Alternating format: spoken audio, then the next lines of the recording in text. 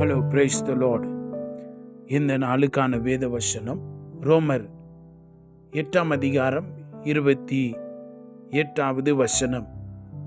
அன்றியும் அவருடைய தீர்மானத்தின்படி அழைக்கப்பட்டவர்களாய் தேவனிடத்தில் அன்பு கூறுகிறவர்களுக்கு சகலமும் நன்மைக்கு ஏதுவாய் நடக்கிறது என்று அறிந்திருக்கிறோம். இயேசுவால அழைக்கப்பட்டிருக்கிற நமக்கு அவர் எல்லாவற்றையும் நன்மையாய் மாற்றுகிறார் என்று இந்த வார்த்தை சொல்லுகிறது.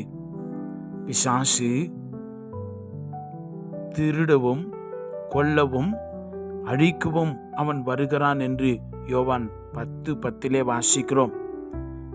ஆனால் இயேசப்பா நம்முடைய ஆத்துமா செழிப்படையும்படி, ஜீவன் உண்டாயிருக்கும்படி, அந்த ஜீவன் என்று சொன்னால் ஆசீர்வாதம், இயேசுவின் ஜீவன், காட் கைண்ட் ஆஃப் லைஃப், அது வரும்பொழுது பரிபூரணமான ஆசீர்வாதம் வரும். Abundant life.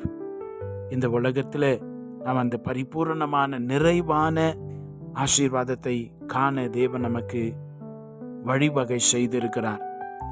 நித்தியத்துக்குள்ள போகும் பொழுது நித்திய ஆசீர்வாதங்கள் நம்மை தொடர்ந்து வரும். இந்த பூமியில் இருக்கிற பொழுதும் நமக்கு தேவனுடைய ஆசீர்வாதங்கள் உண்டு என்று நாம் அந்த வசனத்தில் வாசிக்கிறோம். நாம் தேவனுடைய தீர்மானத்தின்படி தேவன் நம்மை அழைத்திருக்கிறார்.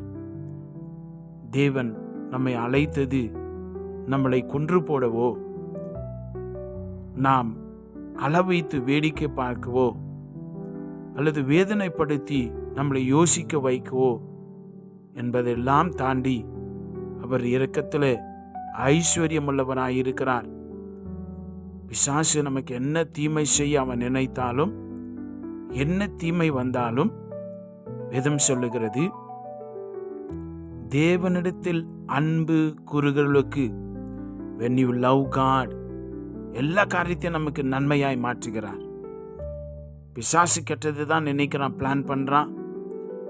யோசேப்பை பாருங்க, பழைய ஏற்பாட்டில் அவருடைய அண்ணமார் அவனை விற்று போட்ட பொழுது போத்திபார் வீட்டுக்கு கொண்டு போகப்பட்டான். போத்திபாருடைய மனைவி அவன் மேல பொய் சொன்னா, அவன் ஜெயிலில் அடைக்கப்பட்டான். பின்பு பானபாத்திரக்காரன் அவனுக்கு உதவி செய்கிறேன் என்று வாக்கு பண்ணினான், அவனும் மறந்து போனான். அப்படிப்பட்ட ஒரு நிலைமையில நன்மை செய்கிற தேவன் எல்லா தீமையையும் நன்மையாய் மாற்றினார். உங்களுக்கு அப்படிதான் நன்மையாய் செய்வார். இன்றைக்கு உங்களை சுற்றி தீமையான காரியங்கள் நடந்து கொண்டிருக்கிறதா? தீமையான செய்திகளை நீங்கள் கேட்குறீங்களா? பயமுறுத்தும் காரியங்கள் உங்களை சுற்றி வருகிறதா? கவலைப்படாதீங்க.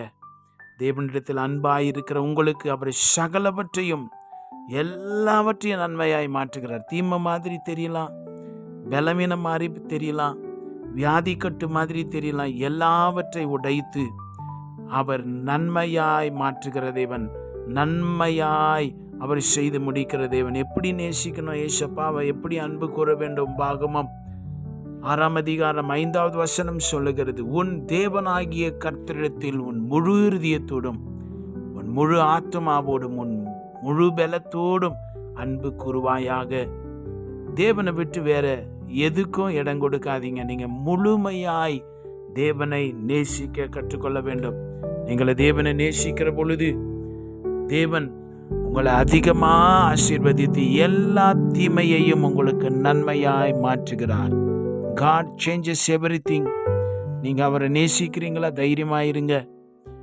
எத்தனை தீமை வந்தாலும், எத்தனை பிரச்சனை வந்தாலும், அவைகளையும் அவர் நன்மையாய் மாற்றுகிறார். சகலமும் நன்மைக்கேதுவாய் நடக்கும்.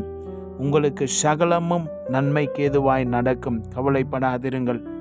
எல்லா தீமையான காரியங்களை கர்த்தர் உங்களுக்கு நன்மையாய் மாற்றுகிறார். நாம் ஜெபிக்கலாமா? சகலவற்றையும் எங்களுக்கு நன்மையாய் மாற்றுகிற தேவனே உமக்கு ஸ்தோத்திரம்.